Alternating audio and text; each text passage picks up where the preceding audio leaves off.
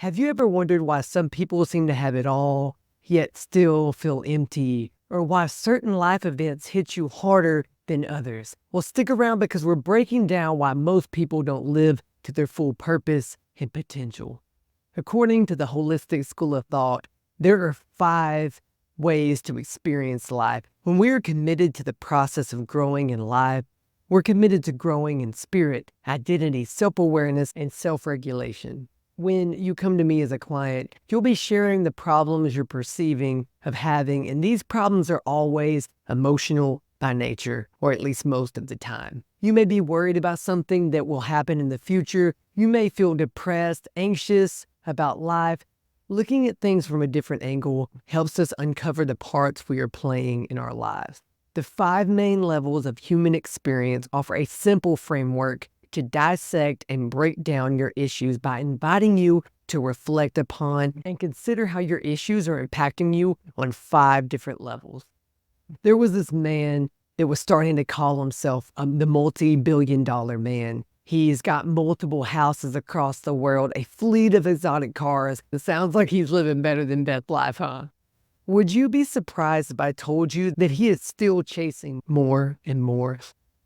This makes me question, when will enough be enough? How will we know?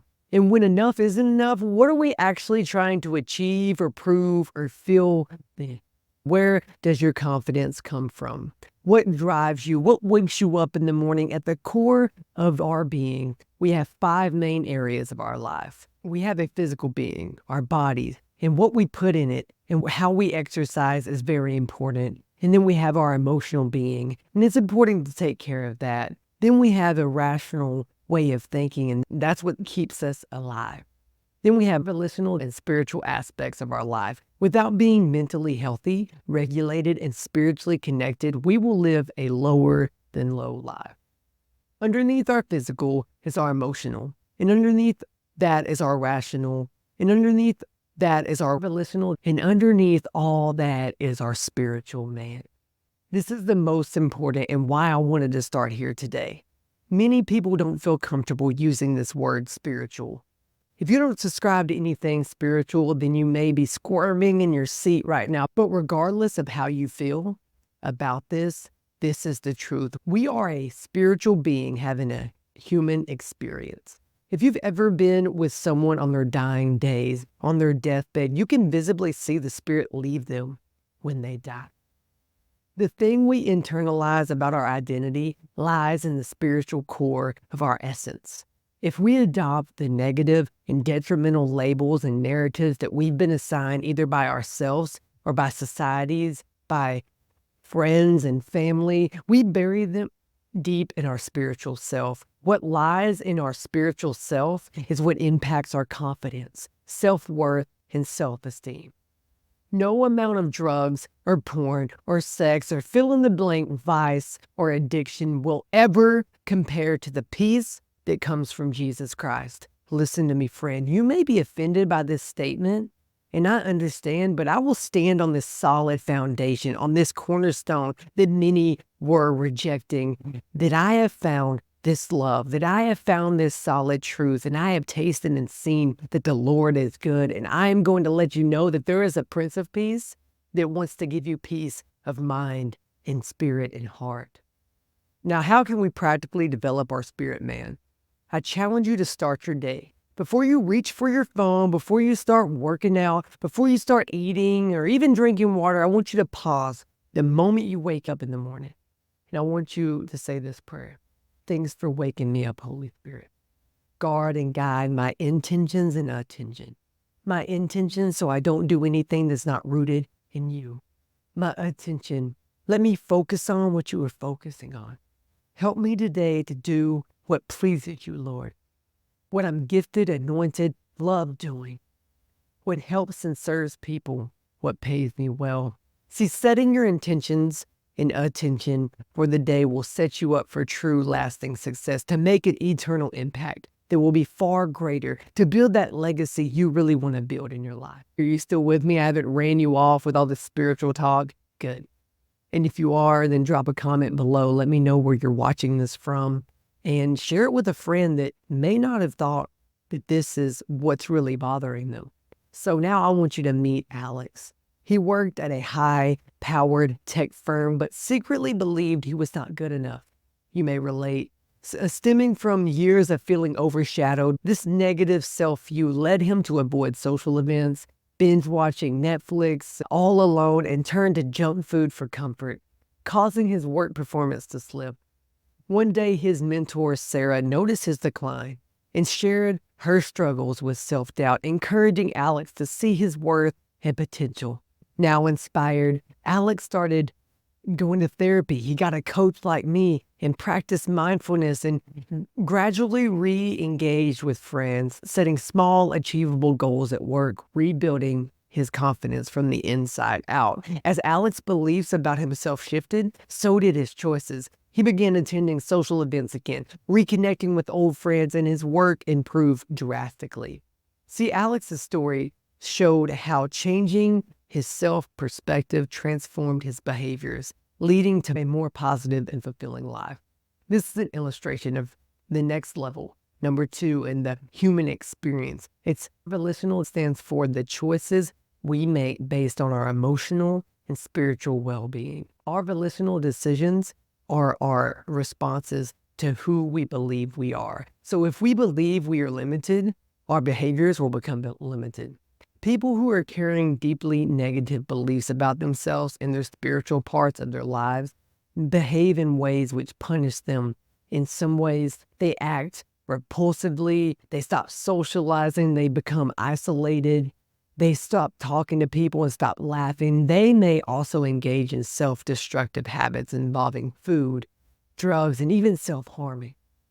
So the action steps to improve in this area is, I want you to identify one negative belief you hold about yourself. This could be, I'm not smart enough to be wealthy, I'm not good enough, I'm not successful, and I want you to challenge it. Make a small positive question that helps you align with a healthier perspective. It starts to open up the way that you think. For example, using the previous thing of you don't think that you are smart enough to be wealthy, then I want to flip that by having you ask yourself the question, what wisdom do I have that can generate more wealth? Now, our third level of the human experience is our rational. Our rationale is what determines the choices we make, because our rational symbolizes the quality of the thoughts we have. The quality of the thoughts governs our emotional state and our emotional reactions. Rational is what constitutes the nuances within emotional responses to similar circumstances. Not everyone who is depressed because they just lost their job turns to binge eating or starving themselves or turns to alcohol or isolation. People can be going through the same emotional issues for even the same circumstances as someone else, but have completely different volitional responses to their situations because of their rationale. So what is the action step here is I want you to start journaling, to start tracking the thoughts and identify these patterns that aren't serving you.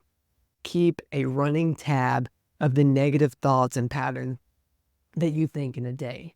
Then step 2 is I want you to, at the end of your day, go back to all these thoughts, see how you can reframe them in a way that is positive. Reframe them in a way that is going to call you higher, not drag you into the depths of depression and anxiety.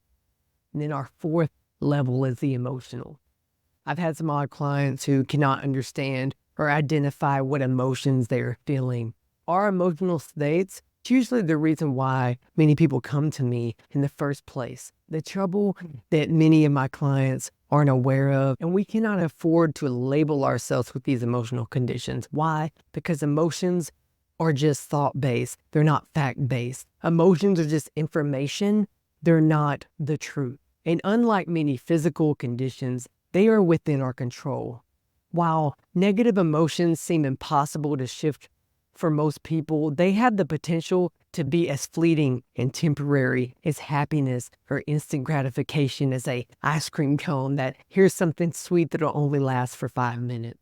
A client of mine was overwhelmed by these negative emotions, labeling himself as depressed, labeling himself as anxious. And in a moment, I told him, no, you aren't depressed. You aren't anxious. These are just emotions that you currently feel. How can we reframe that Don't let anxiety have you. You have anxiety. Flip it on its head. That is the action step I want you to take. Do a routine check-in with your life. Every time you walk through a door, which could be multiple times a day, I want you to pause. Let that be an anchor. Flip a switch in your mind to take a moment and say, how do I feel right now? How does my body feel? How does my mind feel? How does my spirit feel? And I also want you to check in with what you're thinking. And then the next part of this check-in is I want you to see if that's fact or fiction, if that's faith or fear, and test it, because that will help you be more aware of where you're at as you go through your day. And then finally, the fifth level of this holistic human experience is the physical. Physical issues can trigger emotional conditions. People who go through serious life-changing health issues usually become emotionally devastated by the impact their physical health is taken.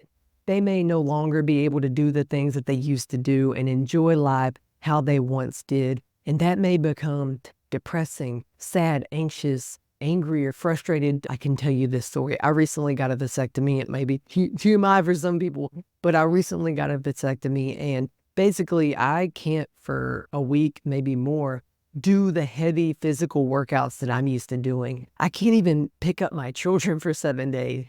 And I really got into this space the first few days of this recovery. I really felt a bit depressed, a bit meaningless and useless. But then I was reminded that this rest is important.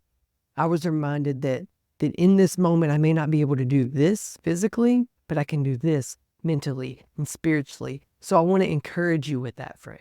You are not alone. Find the joy in the things that you can do, not the limitations you may have physically. I want to encourage you to move your body daily, whether that's walking or exercising, because this simple thing of moving your body, if we can change our physical state, we'll change our mental state, we'll change the stories that we're telling, and all of these 5 layers will stack upon themselves. And with that said, that's the 5 layers of the human experience: spiritual, volitional, rational, emotional, and physical. By understanding and nurturing each level, we can live our most fulfilling lives. We can lead out of self-awareness and self-regulation. We can lead from a place of peace and rest.